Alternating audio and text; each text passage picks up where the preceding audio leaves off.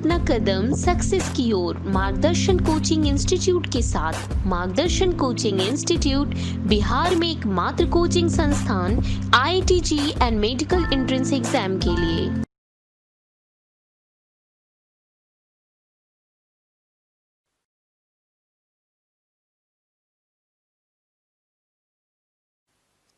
Welcome बच्चों। तो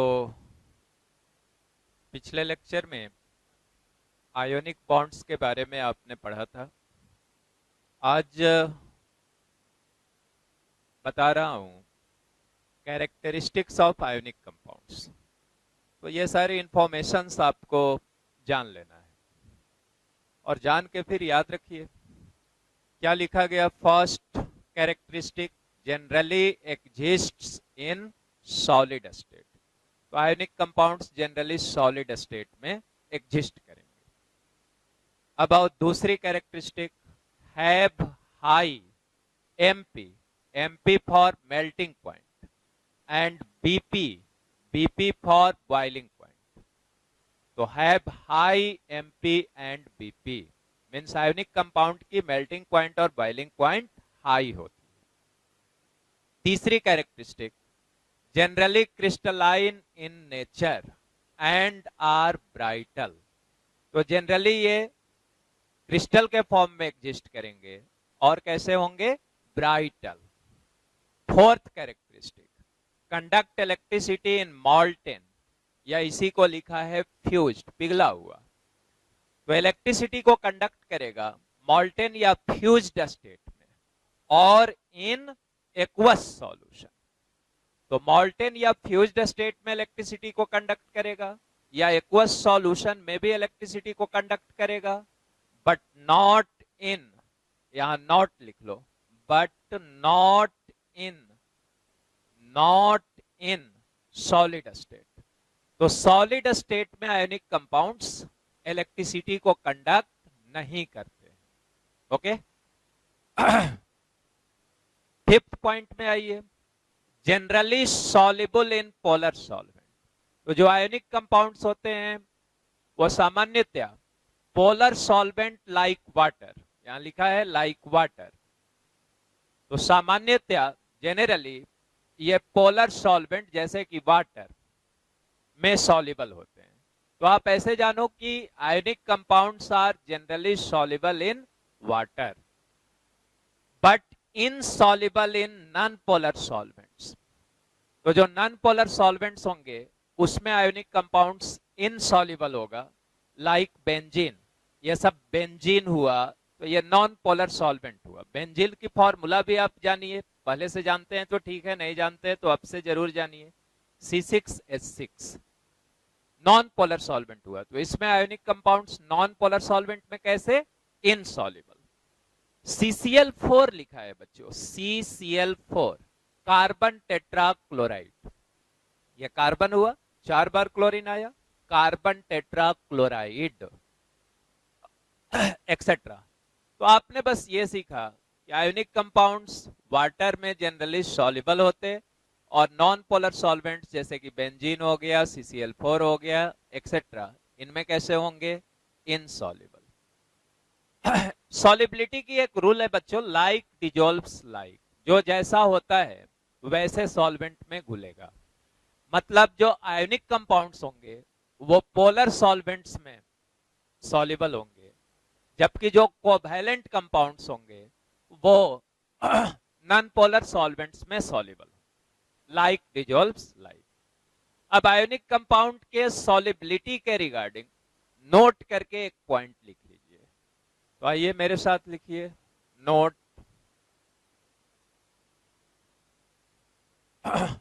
ionic compounds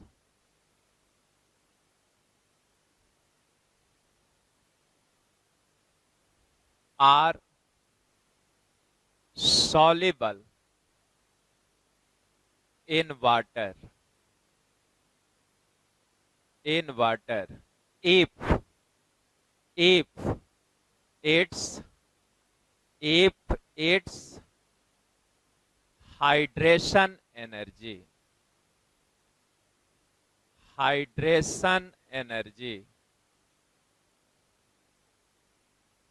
hydration energy is greater than greater than greater than lattice energy lattice energy। तो आइए एक बार explain भी कर ले। लिखा गया ionic compounds are soluble in water कब? If it's hydration energy is greater than lattice energy. आपने हाइड्रेशन एनर्जी पढ़ लिया है, पीरियोडिक प्रॉपर्टीज में ही हाइड्रेशन एनर्जी के बारे में बतलाया गया। लैटिस एनर्जी आयोनिक कंपाउंड में ही बतलाया गया है, जस्ट प्रीवियस लेक्चर में ही लैटिस एनर्जी की बात हुई है। तो कोई भी आयोनिक कंपाउंड वाटर में तभी सॉल्युबल होगा जब उसकी हाइड्रेशन एनर्जी लैटिस एनर्जी से ज्यादा हो। Okay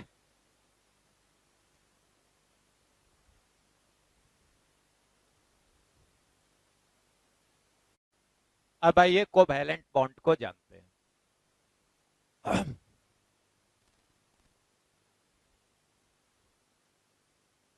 covalent bond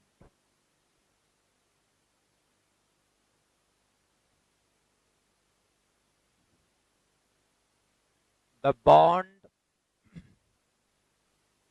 which is formed by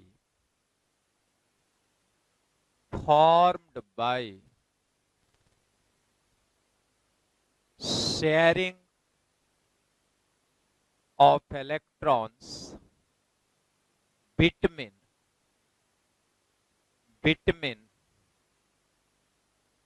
non-metal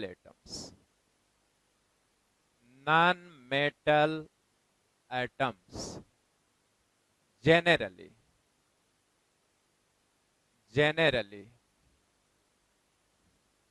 to get और टू कंप्लीट लिख लीजिए, टू कंप्लीट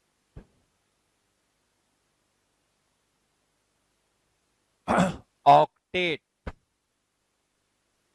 और डुप्लेट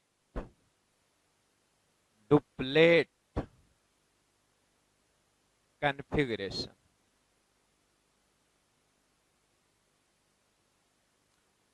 तो पहले हम लोगों ने कोवैलेंट बॉन्ड को डिफाइन किया। क्या लिखा? The bond which is formed by sharing of electrons. Sharing, तो मेन पॉइंट यही हुआ कि ऐसा बॉन्ड जो इलेक्ट्रॉन्स के साझेदारी से बनता हो।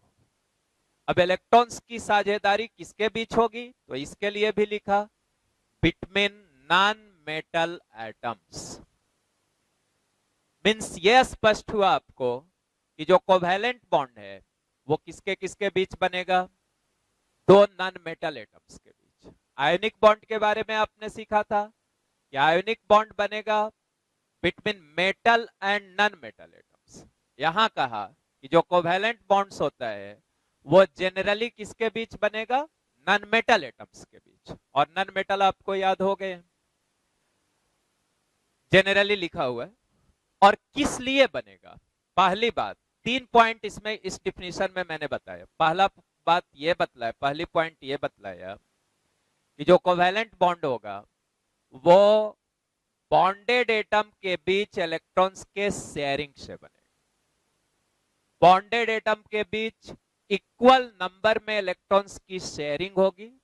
जो दो एटम्स, बॉन्डेड एटम बोले तो इसका मतलब हुआ कि जिन दो एटम्स के बीच बॉन्ड बन रहा है वो इक्वल नंबर में अपने इलेक्ट्रॉन्स की साझा करेंगे, शेयरिंग करेंगे। तो ये फर्स्ट पॉइंट हुआ। अब है कि किनके बीच बनता है? तो सामान्यतया जनरली नॉन मेटल एटम्स के बीच। और तीसरी पॉइंट कि किस लिए बॉन्डेड एटम्स अपने इलेक्ट्रॉन्स की साझेदारी करते हैं, तो उसका वजह हुआ to complete octet means 8 electrons, या डुप्लेट मीन्स 2 इलेक्ट्रॉन्स। तो ऑक्टेट या डुप्लेट कॉन्फ़िगरेशन को एक्वायर करने के लिए, अपने वैलेंस सेल में वो क्या एक्वायर करना चाहेंगे, ऑक्टेट या डुप्लेट कॉन्फ़िगरेशन। ऑक्टेट या डुप्लेट बोलने का मतलब हुआ कि noble gas configuration. Okay, duplet इसलिए कि हीलियम भी एक नोबल गैस है और उसके सेल में इलेक्ट्रॉन्स की संख्या 2 ही है, तो जनरली ऑक्टेट कंप्लीट होगा। और जैसे हाइड्रोजन है तो हाइड्रोजन ऑलवेज अपना क्या कंप्लीट करेगा, डुप्लेट। ओके, तो तीनों पॉइंट्स आपको अब याद हो गए होंगे कि कोवेलेंट बॉन्ड दो एटम्स के बीच इलेक्ट्रॉन्स के शेयरिंग से बनता है। किनके बीच बनता है, नॉन मेटल एटम्स के बीच। क्यों शेयरिंग होती है, उन एटम्स की ऑक्टेट या डुप्लेट कंप्लीट करने के लिए। यही 3 पॉइंट। अब और कुछ एग्जांपल से समझते हैं। जैसे फर्स्ट एग्जांपल लिया हमने H2 मॉलिक्यूल, हाइड्रोजन मॉलिक्यूल। अब let us see it's formation कि कैसे H2 मॉलिक्यूल बना होगा। तो अपने पास क्या है बच्चों, 2 हाइड्रोजन एटम्स हैं, तो हाइड्रोजन लिख दिया, हाइड्रोजन लिख दिया। अब हाइड्रोजन है तो कॉन्फ़िगरेशन है 1s1, एक ही इलेक्ट्रॉन है हाइड्रोजन के पास, एक ही सेल है। तो जब एक ही सेल है तो वही आउटर मोस्ट सेल है इसका, तो इसके पास एक इलेक्ट्रॉन है, इसको डॉट से दिखा दिया, लेविस डॉट सिंबल। इसके पास भी एक इलेक्ट्रॉन है, दोनों हाइड्रोजन एटम्स के पास एक एक इलेक्ट्रॉन है। इसका जो नियरेस्ट नोबल गैस हुआ वो कौन हुआ, हीलियम। तो हाइड्रोजन किसका कॉन्फ़िगरेशन एक्वायर करना चाहेगा, ये बॉन्डिंग करके हीलियम के कॉन्फ़िगरेशन को एक्वायर करना चाहेगा। तो अब ये दोनों मिलके क्या करेंगे, अपने एक एक इलेक्ट्रॉन की शेयरिंग कर लेंगे। और जब ये अपने एक एक इलेक्ट्रॉन की शेयरिंग करेंगे तो ऐसा करने से इनका डुप्लेट कंप्लीट हो जाएगा। इसको ऐसे दिखा लो, स्कूल में भी शायद दिखाते होंगे, ये शेयरिंग हुई। अब ये देखो, ये जो 2 इलेक्ट्रॉन है इसको कहोगे शेयर्ड पेयर। इसको क्या बोलोगे बच्चों, शेयर्ड पेयर। शेयर्ड पेयर, ये शेयर्ड पेयर, एक पेयर इलेक्ट्रॉन है। और ये जो शेयर्ड पेयर इलेक्ट्रॉन है वो इन दोनों ही हाइड्रोजन का है, इसका भी है, इसका भी है। यही तो दिखाया गया है इस डायग्राम में। These two shared pair electrons belong to these two atoms. तो दोनों ही हाइड्रोजन का क्या कंप्लीट हो गया, डुप्लेट। और एक एक इलेक्ट्रॉन की शेयरिंग से जो बॉन्ड बनेगी उस बॉन्ड को आप कहेंगे single covalent bond, single covalent bond. और उसको रिप्रेजेंट करेंगे एक लाइन से। तो इसी को हम लोग ऐसे दिखा दें बॉन्ड के टर्म्स में, तो HH के बीच सिंगल कोवैलेंट बॉन्ड हो गया। और यहां पे कोई पूछेगा कि क्या कंप्लीट हुआ बॉन्डिंग होके, तो कहेंगे डुप्लेट कंप्लीट हुआ।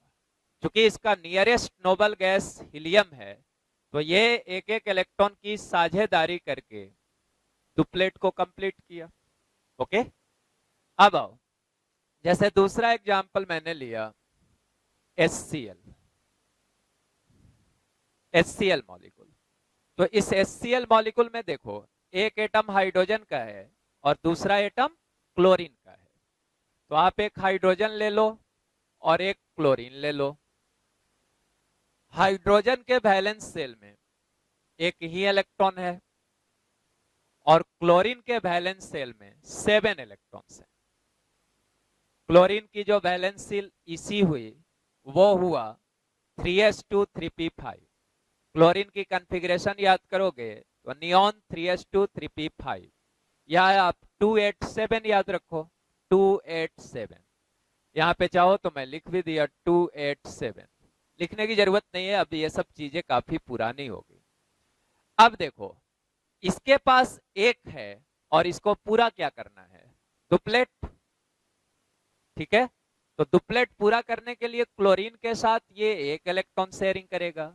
तो जितने इलेक्ट्रॉन की शेयरिंग होनी है उसको आमने सामने दिखा दो। तो जैसे क्लोरीन के 7 में से एक इलेक्ट्रॉन को मैंने हाइड्रोजन के एक इलेक्ट्रॉन के सामने दिखा दिया। बाकी कितने बच गए बच्चों? 6। तो जो 6 बचे उनको 2 2 2, ये लेविस डॉट सिंबल क्लोरीन का दिखा दिया। अब आपको खुद ब खुद दिखने लगा ये एक एक इलेक्ट्रॉन की शेयरिंग हो गई, हाइड्रोजन की डुप्लेट कंप्लीट। अब क्लोरीन भी एक इलेक्ट्रॉन का शेयर किया है, तो क्लोरीन के खाते में भी उस इलेक्ट्रॉन को दिखाइए। क्लोरीन के पास भी ये दिखने लगा, ये साझा वाला जो शेयर्ड पेयर है, अब ये हाइड्रोजन का भी दिख रहा, साथ साथ क्लोरीन का भी दिख रहा। अब आप काउंट कर लो क्लोरीन की इलेक्ट्रॉन्स, तो 6 तो इधर थे ही, प्लस ये 2 शेयर्ड पेयर वाला, कितने हो गए? 8। तो HCl मॉलिक्यूल में हाइड्रोजन एटम अपना डुप्लेट पूरा किया और क्लोरीन एटम अपना ऑक्टेट पूरा किया, एक एक इलेक्ट्रॉन की साझा करके, शेयरिंग करके। अब इसी को बॉन्ड के फॉर्म में दिखा दो, तो बॉन्ड के फॉर्म में दिखाओगे तो HCl सिंगल कोवैलेंट बॉन्ड बना।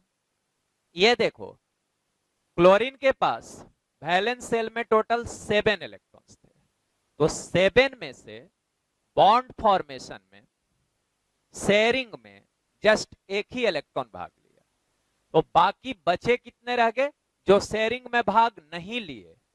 क्लोरीन के वैलेंस शेल के वो इलेक्ट्रॉन्स जो शेयरिंग में भाग नहीं लिए, वो कितने बचे रह गए?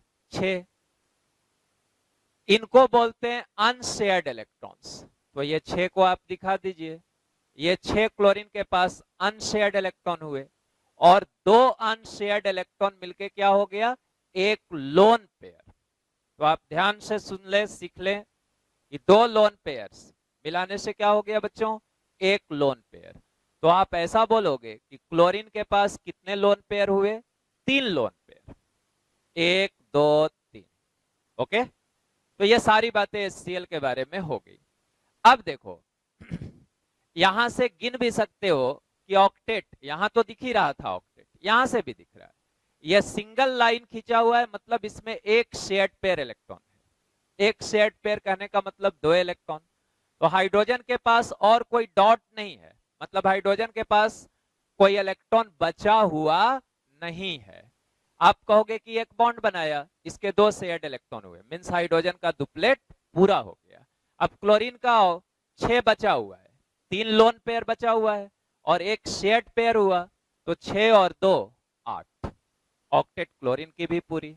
ओके, अब आओ नेक्स्ट एग्जांपल लिया हम लोगों ने, let's take Cl2 molecule. Cl2 लिया, अब Cl2 में 2 क्लोरीन एटम है आपके पास, तो ये क्लोरीन, ये क्लोरीन, गुड। अब क्लोरीन के पास वैलेंस शेल में कितने हैं बच्चों? अभी देखा था 7 है। ऑक्टेट से कितनी कम है? 1। तो आप सोचो कि कैसे दोनों क्लोरीन एटम की ऑक्टेट कंप्लीट होगी। तो अगर दोनों क्लोरीन एक एक इलेक्ट्रॉन की शेयरिंग कर लें, 7 है दोनों के पास, एक एक इलेक्ट्रॉन की शेयरिंग कर लेने से दोनों क्लोरीन की ऑक्टेट क्या हो जाएगी? कंप्लीट हो जाएगी। तो अब आप एक एक इलेक्ट्रॉन दोनों में आमने सामने दिखा दो। ओके, बाकी यहां कितना बच गया? 6। तो 3 लोन पेयर दिखा दो, ये 6, 3 लोन पेयर, यहां भी 3 लोन पेयर दिखा दो। डन। अब इसको शेयरिंग दिखा दो, एक एक इलेक्ट्रॉन की जो शेयरिंग किए हो दिखा दो, एक एक इलेक्ट्रॉन की शेयरिंग हो गई। अब गिनोगे तो 2 2 4 2 6 2 8, यहां भी 2 2 4 2 6 2 8, दोनों की ऑक्टेट पूरी। अब इसी को दिखा दो, दोनों क्लोरीन के बीच कैसा बॉन्ड हो गया? Single covalent bond. अब यहां पे 3 लोन पेयर था, यहां भी 3 लोन पेयर था। डन। यही Cl2 हुआ। Cl2 मॉलिक्यूल में 2 क्लोरीन एटम्स के बीच, अब आप जान गए, सिंगल कोवैलेंट बॉन्ड है। अब जैसा Cl2 हुआ, मैंने एक Cl2 का दिखाया, ऐसा ही एग्जाम्पल आप खुद से दिखा लेना। F2 हुआ, Br2 हुआ, I2 हुआ। These are similar examples. जैसे ये सब हैलोजन्स हुए, और हैलोजन्स के वैलेंस सेल में इलेक्ट्रॉन्स की संख्या कितनी होती है? 7। तो इन सभी के वैलेंस सेल में 7 इलेक्ट्रॉन्स हैं। ऑक्टेट कंप्लीट करने के लिए एक एक इलेक्ट्रॉन की साझेदारी करेगा। तो ये आप इनको दिखा लेना। अब यहां मैंने एक HCl को दिखाया है। सिमिलर एग्जांपल्स आपके लिए लिख देते हैं, आप कर लीजिएगा। HF, HBr, HI। तो इन एग्जांपल्स को आप खुद कर लीजिएगा, एग्जैक्टली सिमिलर होगा। ओके, अब आओ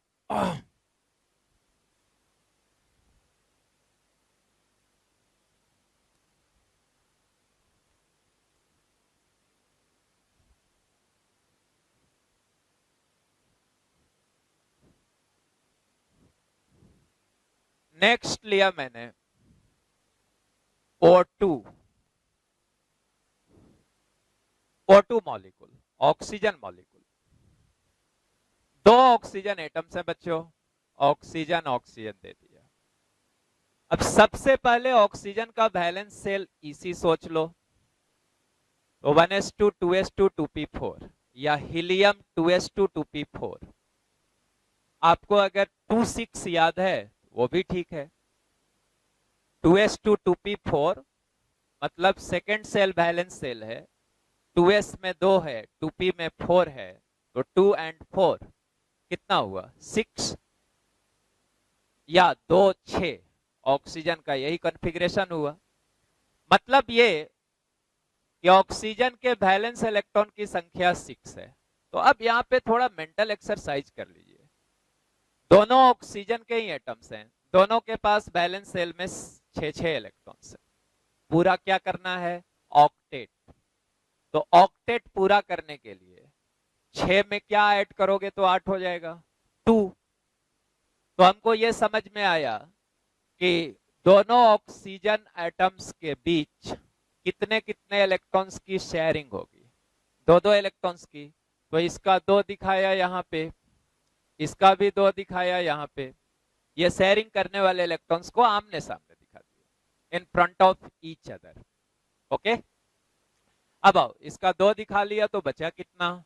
4 इलेक्ट्रॉन बच गए। अब इस 4 को 2 लोन पेयर दे दिया, 2 लोन पेयर। यहां भी 4 बचे हुए थे, 2 लोन पेयर दे दिया। 6 अब आपको दिखने लगा। जो शेयरिंग के लिए आमने सामने रखे हो इसको दिखा दो।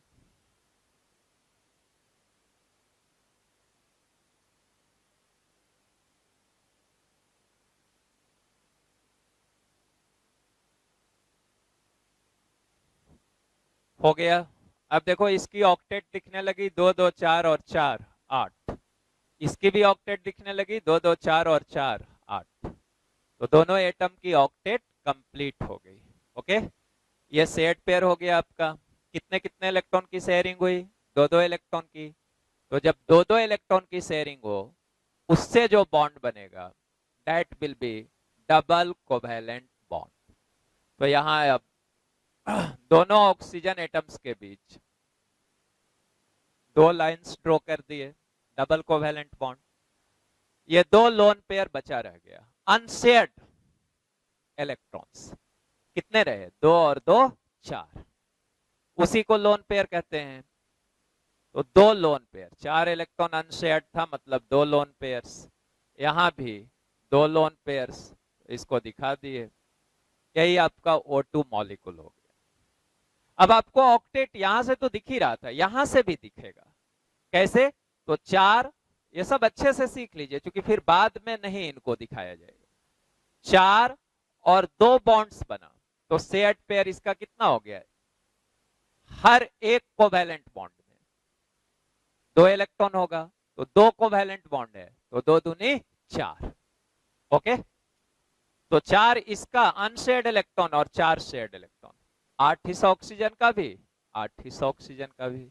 ओके, अब आओ, नेक्स्ट एग्जांपल लिया N2 मॉलिक्यूल। अब आपको N2 की कॉन्फ़िगरेशन लिखनी है। सबसे पहले वही बैलेंस इलेक्ट्रॉन जान लो इसका। और नाइट्रोजन था 2s2 2p3, यही वैलेंस शेल की कॉन्फ़िगरेशन थी। मतलब वैलेंस शेल में देखोगे तो 2 और 3 5 इलेक्ट्रॉन्स। तो पहले थोड़ा सोच लो कि एक नाइट्रोजन एटम के वैलेंस शेल में 5 इलेक्ट्रॉन्स है। ऑक्टेट से कितना कम है बच्चों? 3 कम है। तो समझ में आ गया कि दोनों नाइट्रोजन एटम्स के बीच कितने कितने इलेक्ट्रॉन्स की शेयरिंग होगी? 3 इलेक्ट्रॉन्स की। तो अब नाइट्रोजन दोनों को दिखाओ और 3 इलेक्ट्रॉन एक दूसरे के फ्रंट में दिखाओ। दिखा लिया। बाकी इसके पास कितना बचा? 2। 2 दिखा दो। 2 मतलब एक लोन पेयर, ये अनशेयर्ड रहेगा। यहां भी 2 दिखा दो, ये अनशेयर्ड रहा। डन। अब इसको जो शेयरिंग हुई है उसको दिखा दो बस। अब आपको 3 इलेक्ट्रॉन की शेयरिंग दिखने लगी और शेयरिंग के बाद इसके बैलेंस सेल में 6 और 2 8, इसके भी बैलेंस सेल में 6 और 2 8। ओके। अब 3 इलेक्ट्रॉन की शेयरिंग हुई तो जो कोवैलेंट बॉन्ड बना that is triple covalent bond. तो यहां से दिखा लो NN के बीच कैसा बॉन्ड बन गया? Triple covalent bond. और यहां क्या बचा हुआ था? इसी को उतार रहे हैं। ये शेयरिंग के लिए 3 बॉन्ड दिखा दिया, ट्रिपल कोवैलेंट बॉन्ड। और यहां पे जो बचा हुआ था अनशेयर्ड इलेक्ट्रॉन वो दिखा दिया, एक लोन पेयर। यहां भी एक lone pair. This is your N2 molecule. तो 3 तरह का कोवैलेंट बॉन्ड हमने सीखा। कौन कौन? Single covalent, double covalent and triple covalent. Okay बच्चों।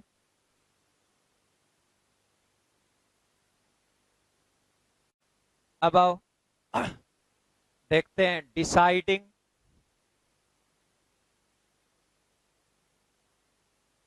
Central atom in molecules containing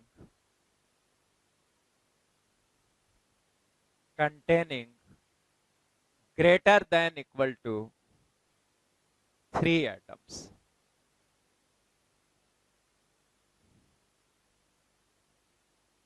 तो क्या कहा जा रहा उसको एक बार मैं एक्सप्लेन कर दूं। जैसे अभी तक जो हम लोग मॉलिक्यूल्स लिए थे, आप याद करो H2 लिए थे, HCl लिए थे, O2 लिए थे, N2 लिए थे।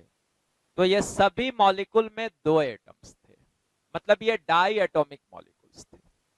अब आप ऐसे समझो कि आपके घर में 2 लोगों को कहीं पे खड़ा कर दिया जाए, 2 लोगों को एक लाइन में खड़ा कर दिया जाए और दूसरे सदस्यों से, घर के बाकी लोगों से यह पूछा जाए कि बताइए कौन बीच में है। तो जब 2 ही लोग खड़े हैं कहीं पे, तो उसमें कोई बीच में हुआ क्या? दोनों तो एंड पे ही होंगे, बीच में तो कोई नहीं हुआ, क्योंकि देयर आर ओनली 2 पीपुल। तो जब जस्ट 2 लोग थे तो दोनों एंड पे ही होंगे। वैसे ही अगर कोई मॉलिक्यूल डाई एटॉमिक है तो किसे सेंट्रल एटम लेना है, कौन सा एटम बीच में रहेगा? No such question exist. ऐसा कोई सवाल एग्जिस्ट नहीं करता है। लेकिन अगर किसी मॉलिक्यूल में एटम की संख्या 3 या उससे ज्यादा हो जाए, तब एक सवाल आएगा कि कौन सा एटम सेंट्रल एटम लिया जाए, बीच में कौन सा एटम रहेगा। तो उसके लिए हमने यहां पे हेडिंग लिया कि ऐसे केस में सेंट्रल एटम डिसाइड करना जहां एटम्स की संख्या, मॉलिक्यूल में एटम्स की संख्या 3 या उससे ज्यादा हो। ग्रेटर इक्वल्स टू इसलिए लगाया कि जब 3 हो तो इक्वल टू, या 3 से ज्यादा है तो ग्रेटर देन। ओके। तो उसके लिए कुछ गाइडलाइंस मैं बता रहा हूं। First,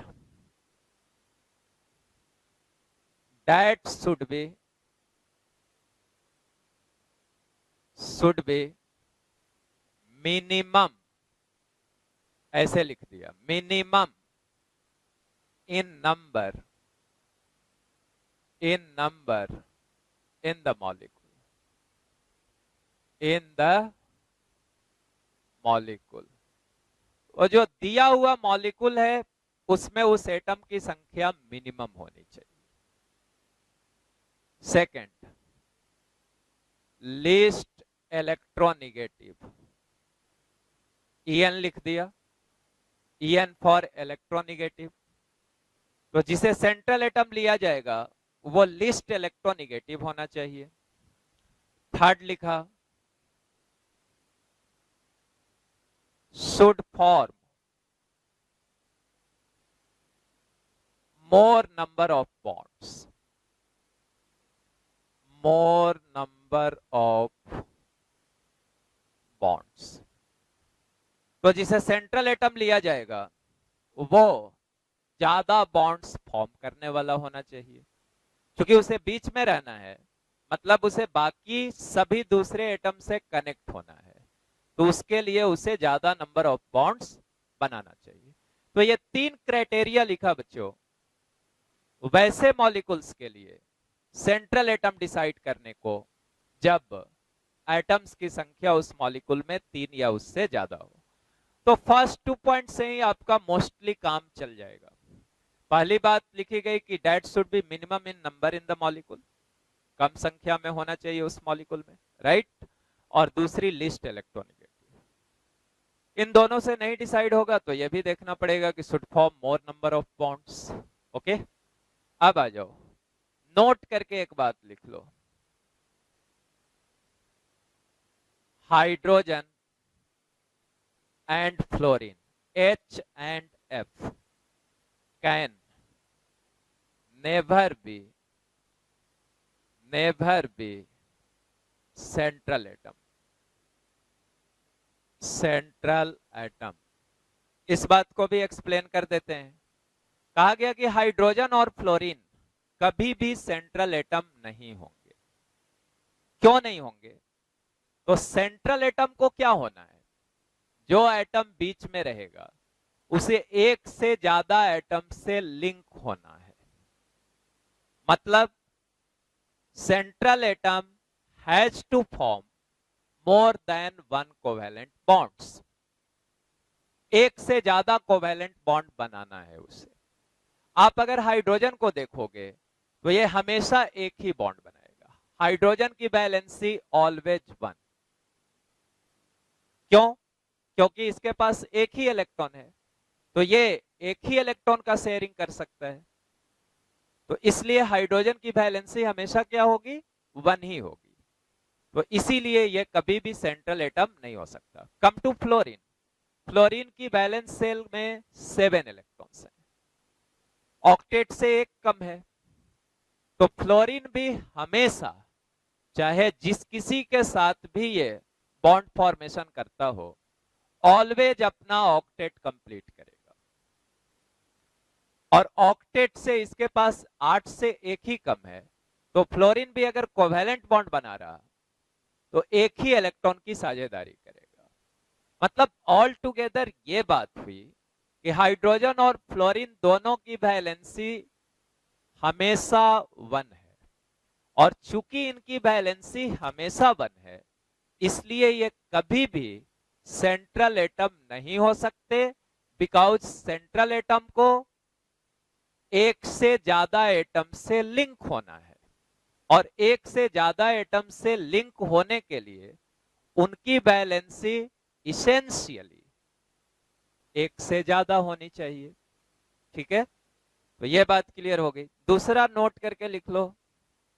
note,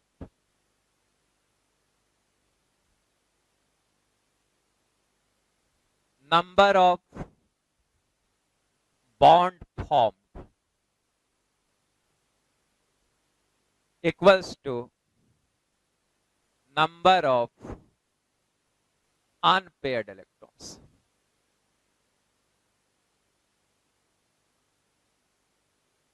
Number of unpaired electrons. So this point is also very important. अब इसको समझ लो. कोई भी एटम उतना ही कोवैलेंट बॉन्ड बनाएगा जितना उसके पास वैलेंस शेल में अनपेयर्ड इलेक्ट्रॉन्स की संख्या हो। ठीक है, तो इसीलिए लिखा कि number of bonds formed. Bond formed को यहाँ पे कोवैलेंट बॉन्ड फॉर्म्ड भी कह सकते हो, क्योंकि हम लोग बात कर रहे हैं कोवैलेंट बॉन्ड की। तो उतना ही कोवैलेंट बॉन्ड बनाएगा जितना उसके पास क्या होगी, अनपेयर्ड इलेक्ट्रॉन की संख्या होगी। ठीक है बच्चों, अब आ जाओ एक और टर्म डिफाइन कर देते हैं, कोवैलेंसी। कोवैलेंसी लिखो, इट इज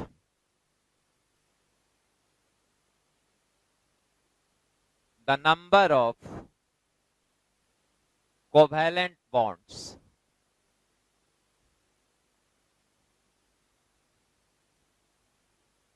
formed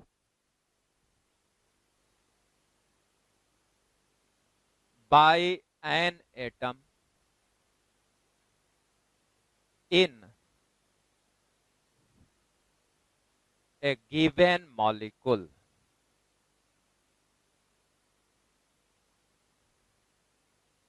तो कोवैलेंसी को जान गए आप, क्या है ये, number of covalent bonds formed by an atom in A given molecule. तो किसी दिए हुए मॉलिक्यूल में कोई पर्टिकुलर एटम जितना टोटल कोवैलेंट बॉन्ड बनाता होगा या बनाया होगा, उसी को उस एटम की कोवैलेंसी कहेंगे।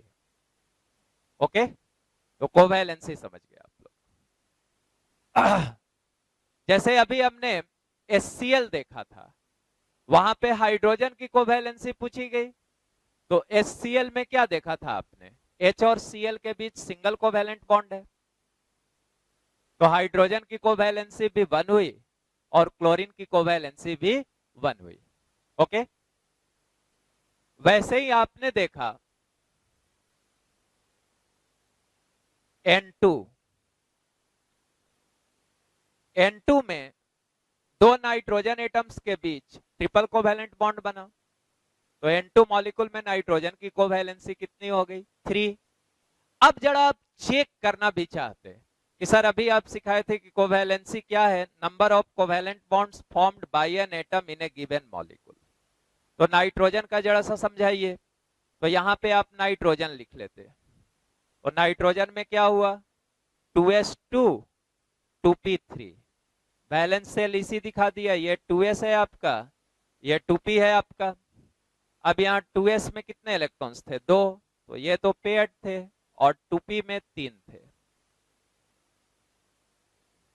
होर्न्स रूल के अकॉर्डिंग इसको डिस्ट्रीब्यूट किया, तो 2p वाले जो तीनों हैं वो कैसे हैं, अनपेयर्ड इलेक्ट्रॉन। तो आपने देखा कि चूंकि नाइट्रोजन के एक एटम के पास अनपेयर्ड इलेक्ट्रॉन की संख्या 3 है, इसीलिए नाइट्रोजन की कोवैलेंसी कितनी हो गई, 3। मतलब नाइट्रोजन का एक एटम इसीलिए कितना कोवैलेंट बॉन्ड बनाया, 3 कोवैलेंट बॉन्ड, बिकॉज इसके वैलेंस सेल में अनपेयर्ड इलेक्ट्रॉन की संख्या कितनी है बच्चों, 3। अब आप आ जाओ ऑक्सीजन में, O2 मॉलिक्यूल को देखा, O2 में देखा कि ऑक्सीजन एटम्स के बीच डबल कोवैलेंट बॉन्ड है, मतलब ऑक्सीजन की कोवैलेंसी 2 हुई, राइट। अब आओ समझ लो इससे कि क्यों 2 हो रही है ऑक्सीजन की कोवैलेंसी, इसी से समझ लेते हैं इसको। तो इसकी बैलेंस सेल इसी लिख लो, ये क्या हो गया, 2s 2p 2s 2p। अब 2s में 2 था, 2p में 4 था, 2s2 2p2, ऑक्सीजन के बैलेंस सेल का इसी हो गया। अब यहां आप देखो इसके पास अनपेयर्ड इलेक्ट्रॉन कितने रहे, 2, इसीलिए ऑक्सीजन की कोवैलेंसी कितनी हो गई, 2, राइट। तो अब आप इन सारी चीजों को समझ गए होंगे।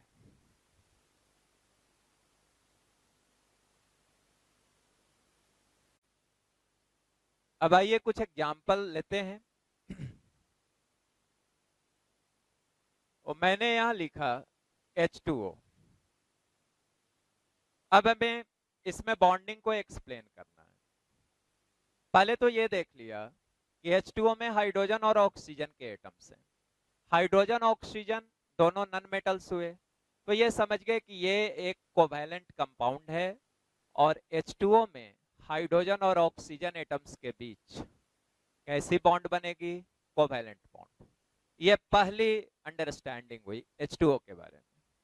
दूसरी चीज, यहाँ एटम्स की संख्या आप काउंट कर लो, तो 2 हाइड्रोजन के एटम्स एंड 1 एटम ऑक्सीजन का, तो 2 और 1 कितने हो गए बच्चों? 3। तो यहाँ एटम्स की संख्या 2 से ज्यादा है, तो आपको सेंट्रल एटम लेना होगा। तो सेंट्रल एटम के लिए हाइड्रोजन तो कभी भी हो नहीं सकता सेंट्रल एटम, तो यहाँ और क्या बचा? ऑक्सीजन। तो आप ऑक्सीजन को सेंट्रल एटम ले लो। बाकी आपके पास क्या है?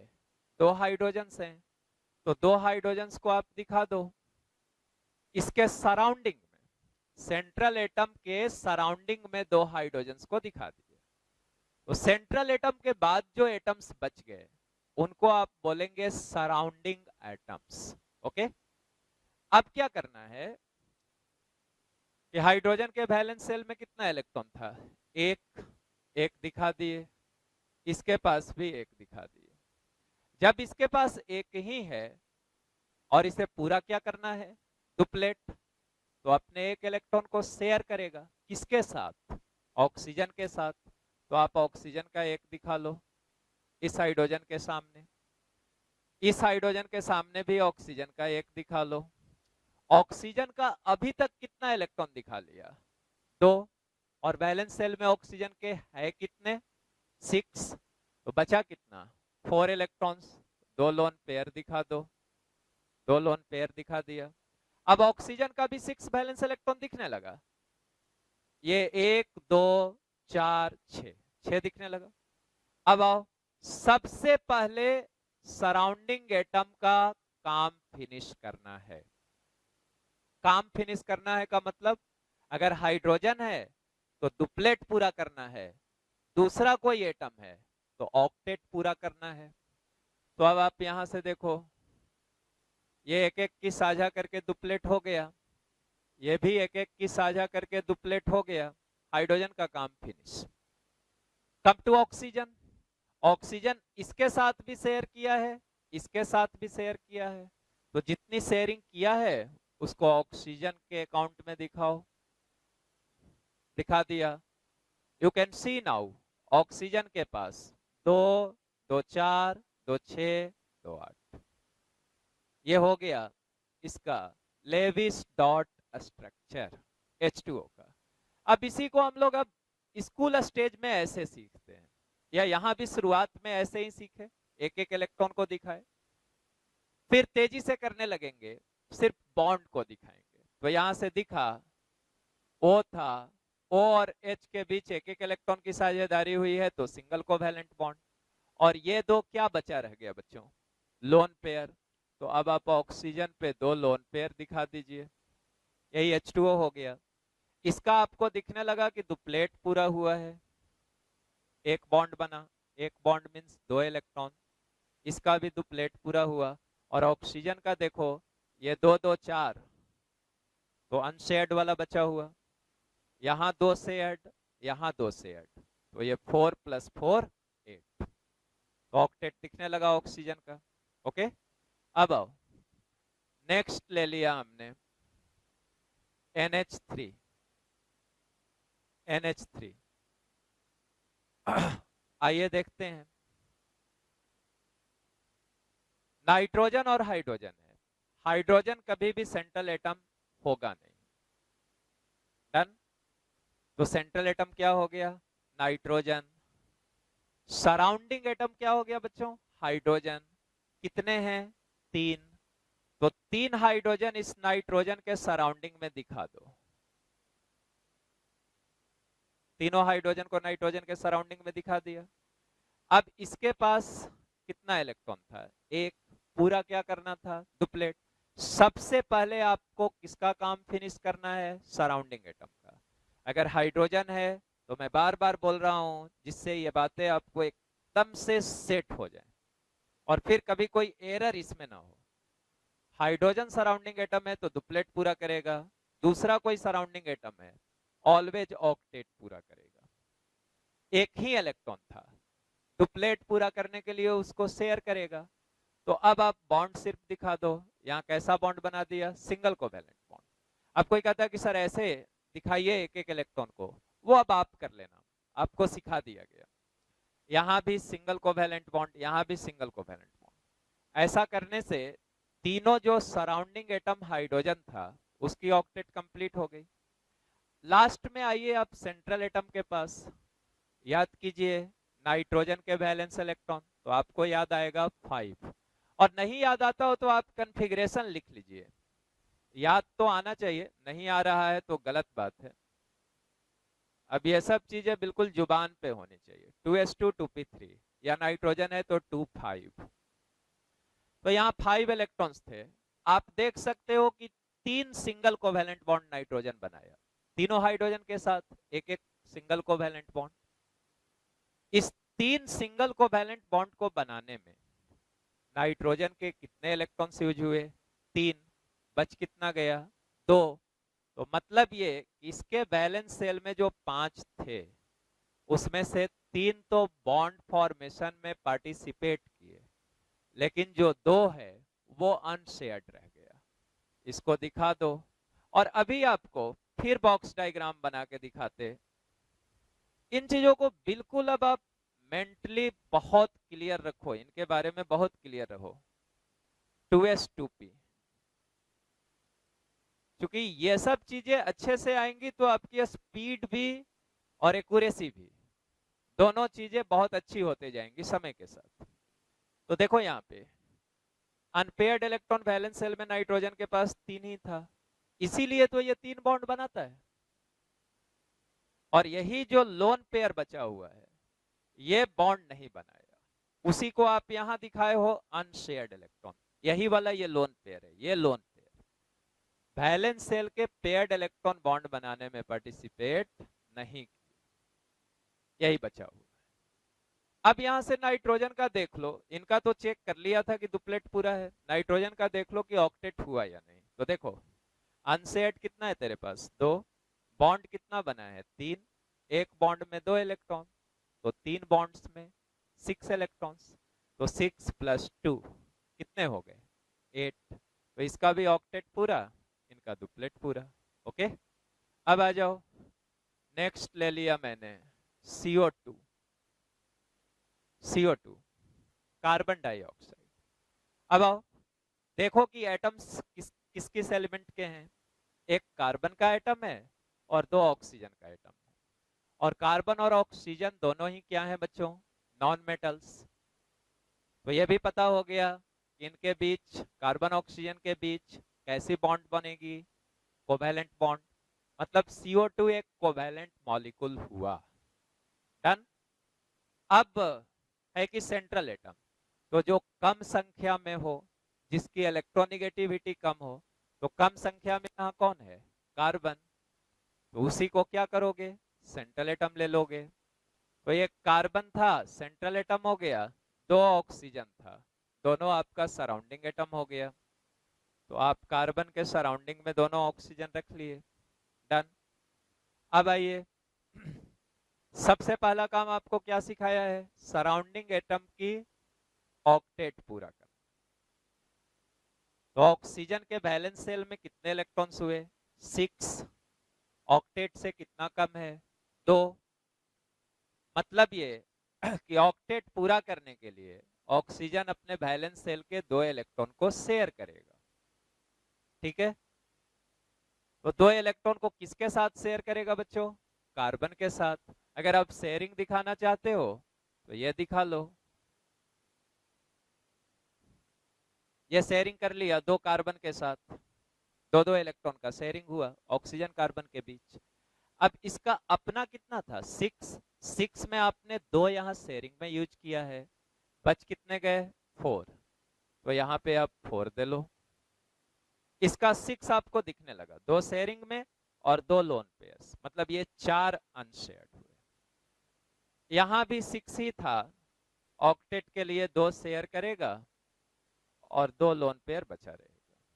अब ये किसके साथ शेयरिंग करेगा? कार्बन के साथ। कार्बन का ये 2 दिखा दिया, कार्बन का आपने कितना दिखा लिया? 4 इलेक्ट्रॉन्स। कार्बन के पास थे भी कितने वैलेंस सेल में? 4 ही था। एटॉमिक नंबर कार्बन की क्या हुई? 6। और कन्फिग्रेशन सोचोगे तो 2 4, वैलेंस सेल में 4 इलेक्ट्रॉन्स। चारों का चारों यूज हो गया, 2 यहाँ पे, 2 यहाँ पे। अब इसको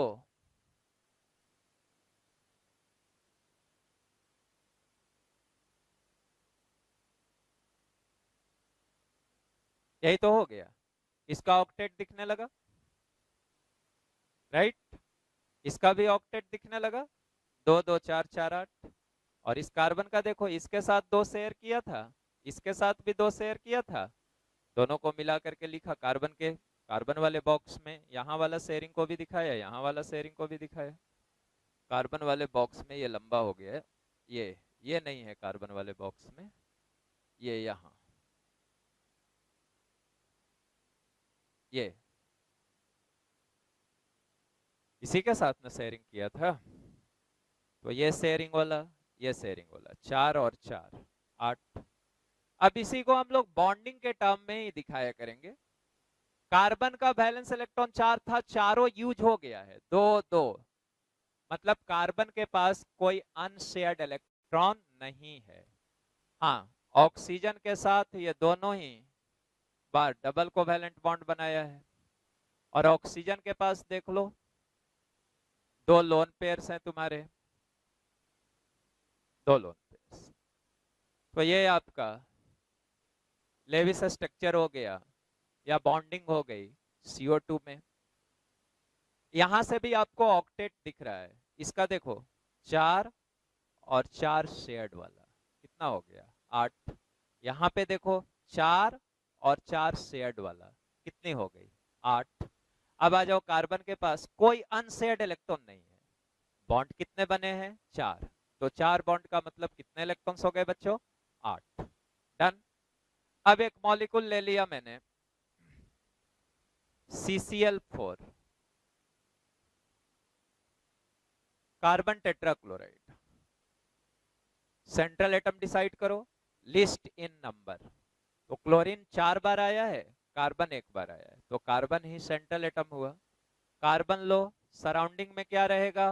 4 क्लोरीन एटम्स। तो चारों क्लोरीन को सराउंडिंग में दिखाइए। सबसे पहले हम लोगों को क्या करना था? सराउंडिंग एटम की ऑक्टेट कंप्लीट करनी है। सराउंडिंग एटम अपना क्या हुआ? क्लोरीन। डन। क्लोरीन के पास वैलेंस सेल में कितने इलेक्ट्रॉन्स हैं? 7। ऑक्टेट से कितना कम है? 1। हाँ, ये भी जान गए कि कार्बन क्लोरीन दोनों नॉन मेटल है, तो इनके बीच कोवैलेंट बॉन्ड ही बनेगा। ठीक है, ऑक्टेट पूरा करने के लिए क्लोरीन कार्बन के साथ 1 इलेक्ट्रॉन का शेयरिंग करेगा। 1 इलेक्ट्रॉन की शेयरिंग दिखा दीजिए हर जगह।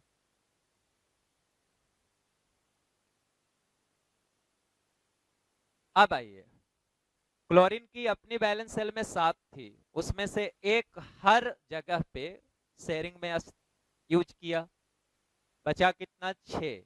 Means what? 3 lone pairs, 6 electrons तो 3 लोन पेयर्स। तो हर क्लोरीन पे 3 3 लोन पेयर दिखा दीजिए।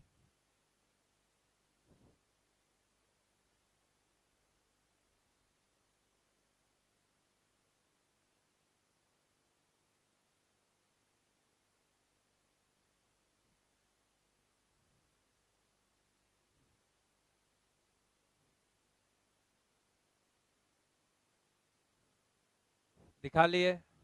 अब सेंट्रल एटम के बारे में भी सोच लीजिए। कार्बन था, कार्बन के वैलेंस सेल में इलेक्ट्रॉन्स 4 थे और यूज कितना कर लिया? 1 2 3 4। तो कार्बन के पास कोई अनशेयर्ड इलेक्ट्रॉन नहीं बचा। अब इसी को दिखा दीजिए बस।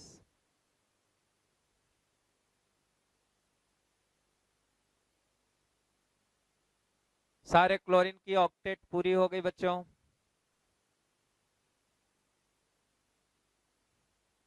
अब आइए, कार्बन का भी दिखा दीजिए, जिसके जिसके साथ शेयर किया है उसके उसके साथ दिखा दीजिए। ये देखो, कार्बन के खाते में भी 2, 2 4, 2 6 और 2 8, उसकी भी ऑक्टेट कंप्लीट। मतलब कार्बन की वैलेंसी कितनी हो गई, आप देख सकते हो 4, 4 इलेक्ट्रॉन्स बॉन्ड बनाने में भाग लिया, 4 कोवेलेंट बॉन्ड बनाया। तो इससे आपने ये भी सीखा कि covalency of carbon is always 4। अब यहां से इसी को बॉन्ड के टर्म में दिखा दें, सिंगल कोवेलेंट बॉन्ड बना है CCl4। हर क्लोरीन पे 3 लोन पेयर है, कार्बन के पास कोई इलेक्ट्रॉन नहीं बचा, तो ये आपका CCl4 हो गया। डन। अब आइए कार्बन के बारे में इसकी इसी लिख के देखते हैं कि इसके बैलेंस सेल में कितने अनपेयर्ड इलेक्ट्रॉन हैं। क्योंकि अभी हमने सीखा था कि कोवैलेंट बॉन्ड कोई एटम उतना ही बनाएगा जितना उसके बैलेंस सेल में अनपेयर्ड इलेक्ट्रॉन की संख्या होगी। तो कार्बन का इसी लिखा, ये GS लिख दिया। GS का मीनिंग हुआ ग्राउंड स्टेट, तो कार्बन का ग्राउंड स्टेट इलेक्ट्रॉनिक कॉन्फ़िगरेशन लिख रहे हैं। वैलेंस सेल का सिर्फ लिखेंगे 2s2 2p2 था, बॉक्स डायग्राम दिखा दिया 2s 2p। तो आप देखो कि ग्राउंड स्टेट में कार्बन के पास जस्ट 2 ही अनपेयर्ड इलेक्ट्रॉन्स हैं, ये तो पेयर्ड है, यहां पे ये 2 अनपेयर्ड इलेक्ट्रॉन्स हैं, राइट। अब अगर ये दोनों बॉन्ड बना लेता है, शेयरिंग में ये भाग लेता है, तो ये 2 शेयर करेगा तो कितना हो जाएगा, 2 शेयर किया तो 2 अपना लगाया तो 2 दूसरे का भी मिला ना, तो 2 और 2 कितना हो गया शेयर करने पे, 4, और ये 2 बचा हुआ है, तो 4 और 2 क्या हुआ, 6, और कंप्लीट क्या करना है, ऑक्टेट। तो अगर कार्बन ग्राउंड स्टेट में बॉन्ड फॉर्मेशन करेगा तो इसके वैलेंस सेल में 2 ही अनपेयर्ड इलेक्ट्रॉन हैं, और इस वजह से ये अपना ऑक्टेट कंप्लीट नहीं कर पाएगा। बॉन्ड फॉर्मेशन के बाद इसके पास 6 ही इलेक्ट्रॉन होगा। तो यहां से एक बात क्लियर हुई कि कार्बन ग्राउंड स्टेट में बॉन्ड फॉर्मेशन नहीं करेगा। क्यों नहीं करेगा, क्योंकि ये ग्राउंड स्टेट में अगर बॉन्ड फॉर्मेशन करता है तो इसकी ऑक्टेट कंप्लीट नहीं होगी। अब यहां से देखो, मैंने लिखा ES फॉर एक्साइटेड स्टेट। अब एक्साइटेड स्टेट क्या होता है मैं एक्सप्लेन कर दे रहा हूं, सीख लो। एक्साइटेड स्टेट, ग्राउंड स्टेट का मतलब लोअर एनर्जी स्टेट, जिसमें आप किसी एटम का EC लिखते हो, that is called ground state. अब एटम एक्साइटेड स्टेट में कैसे आएगा, तो आउटसाइड से एनर्जी सप्लाई करने पे एटम एक्साइटेड स्टेट में आएगा। और ये जानना यहां जरूरी है कि एक्साइटेड स्टेट में होगा क्या। तो सुनो, एक्साइटेड स्टेट में वैलेंस सेल के पेयर्ड इलेक्ट्रॉन एक एक करके अनपेयर्ड होते हैं। एक्साइटेड स्टेट में वैलेंस सेल के पेयर्ड इलेक्ट्रॉन एक एक करके अनपेयर्ड होंगे, provided vacant orbital is available in valence shell. तो अगर बैलेंस सेल में उस एटम के पास खाली ऑर्बिटल उपलब्ध होगा तो एक्साइटेड स्टेट में बैलेंस सेल के पेयर्ड इलेक्ट्रॉन एक एक करके अनपेयर्ड होंगे। ठीक है, तो अब आओ कार्बन को देखो, जैसे इसके 2s में ये जो 2 इलेक्ट्रॉन था ये पेयर्ड था, और 2p में एक ऑर्बिटल जो है, 2p में 3 ऑर्बिटल थे, px py और pz, 2 में एक एक इलेक्ट्रॉन है, लेकिन एक कैसा है बच्चों, खाली है। तो अगर इसे एक्साइटेड स्टेट में लाओगे तो 2s वाला पेयर्ड इलेक्ट्रॉन 2p में आके अनपेयर्ड हो जाएगा, और अनपेयर्ड इसलिए हो जाएगा क्योंकि कार्बन के पास वैलेंस सेल में एक ऑर्बिटल खाली है। तो एक्साइटेड स्टेट में इसकी इसी क्या हो गई, एक्साइटेड स्टेट में इसी हो गई दिस दिस 2s1 2p3, ये 2s था, ये क्या है 2p, लो लिख भी दिया। अब यहां पे अनपेयर्ड इलेक्ट्रॉन कितने हो गए 4, मीन्स ये चारों को शेयर करेगा, तो 4 अपना, 4 जिसके साथ शेयर किया वो कितना हो गया 4 और 4 8, ऑक्टेट पूरा हो जाएगा। तो कार्बन के बारे में दो बातें सीखे। पहली बात, कार्बन ग्राउंड स्टेट में बॉन्ड फॉर्मेशन नहीं करता है। दूसरी बात, carbon bond formation excited state में करता है, और कार्बन की जो कोवैलेंसी या वैलेंसी हुई वो क्या हुई 4, ऑलवेज, हमेशा कितनी 4। तो इस बात को अच्छे से आप समझ गए होंगे। तो यहां पे एक पॉइंट मैं लिख दिया कार्बन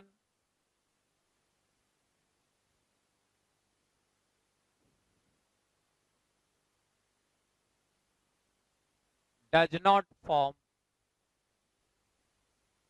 बॉन्ड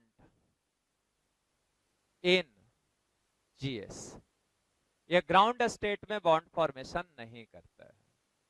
हाँ, और दूसरी बात अब यहां से दिखने लगी कि एक्साइटेड स्टेट में इसके पास 4 अनपेयर्ड इलेक्ट्रॉन होंगे, और इसीलिए इसकी कोवैलेंसी कितनी होगी 4। तो इस बात को भी यहां पे लिख देते हैं, यहां पे लिख दे रहे कोवैलेंसी ऑफ, ऐसे लिख लो, carbon form bond, carbon forms bond in excited state, in excited state and its covalency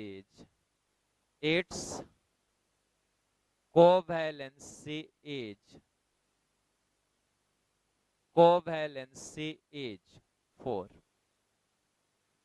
तो कार्बन के बारे में कहा गया कि carbon forms bond in excited state and it's covalency is 4। यहां लिख दिया carbon does not form bond in ground state, ground state में बनाएगा तो इसकी ऑक्टेट कंप्लीट नहीं होगी। इतनी बातें आपको क्लियर, राइट?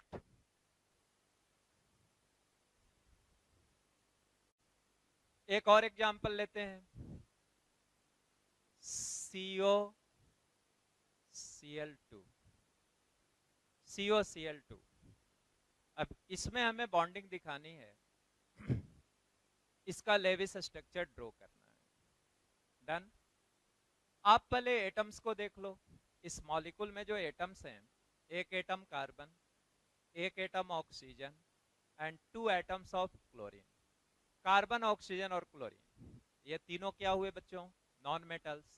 तो इससे स्पष्ट हो गया कि ये एक कोवैलेंट मॉलिक्यूल होगा, और इसमें एटम्स के बीच जो बॉन्डिंग होगी वो कोवैलेंट बॉन्ड बनेगा। डन। अब आओ सेंट्रल एटम लेना है हमें। तो पहले देख लिया लिस्ट इन नंबर, जिसकी संख्या उस मॉलिक्यूल में कम हो। तो क्लोरीन तो 2 बार आया है, लेकिन कार्बन और ऑक्सीजन दोनों एक बार आए हैं, तो लिस्ट इन नंबर से तो नहीं डिसाइड हुआ। दूसरी बात थी लिस्ट इलेक्ट्रोनिगेटिव, तो ये दोनों एक बार आए थे, इसमें इलेक्ट्रोनिगेटिविटी कम किसकी है, तो कार्बन की। तो अब स्पष्ट हो गया कि सेंट्रल एटम क्या होगा, कार्बन। तो हम लोगों ने कार्बन को सेंट्रल एटम ले लिया। अब बाकी एक ऑक्सीजन बचा और 2 क्लोरीन बचा, ये हमारे क्या हो गए, सराउंडिंग एटम्स। तो एक ऑक्सीजन ले लो, 2 क्लोरीन ले लो, ले लिया। अब आपको काम बार बार एक ही करना है, सराउंडिंग एटम्स की ऑक्टेट पूरी करनी। पहला काम यही करना। अब बॉन्ड सिर्फ बनाऊंगा मैं। क्लोरीन के वैलेंस शेल में 7 थे, एक इलेक्ट्रॉन की शेयरिंग करेगा, सिंगल कोवैलेंट। यहां बचा कितना 6, तो 3 लोन पेयर दिखा दिया। यहां भी क्लोरीन था, वैलेंस शेल में 7, single covalent bond, octet finish. 6 unshared बच गए, मींस 3 लोन पेयर। अब यहां ऑक्सीजन है, ऑक्सीजन के वैलेंस शेल में 6, 2 इलेक्ट्रॉन की शेयरिंग करेगा तो ऑक्टेट कंप्लीट हो जाएगा। तो यहां क्या दिखा दिया, डबल कोवैलेंट बॉन्ड। 6 में से 2 शेयर किया है, 2 लोन पेयर्स बच गए, 2 लोन पेयर्स दिखा दिया। तीनों सराउंडिंग एटम की ऑक्टेट कंप्लीट कर ली। अब आ जाओ लास्ट में चेक करेंगे सेंट्रल एटम को। तो सेंट्रल एटम अपना क्या हुआ बच्चों, कार्बन। अब कार्बन के बॉन्ड्स को देखो, कितने बॉन्ड्स बना लिए, 4। वैलेंस इलेक्ट्रॉन भी कितने थे कार्बन के, 4, चारों बॉन्ड बना लिया, अनशेयर्ड इलेक्ट्रॉन बचा नहीं। और 4 बॉन्ड जब बना लिया तो वैलेंस शेल में इलेक्ट्रॉन्स कितने हो गए, 8। कार्बन की भी ऑक्टेट पूरी हो गई। और कार्बन की कोवैलेंसी ऑलवेज 4। कोवैलेंसी बोलो वैलेंसी बोलो एक ही बात, ठीक है। कार्बन 4 दिख भी रहा है, तो यही हो गया COCH।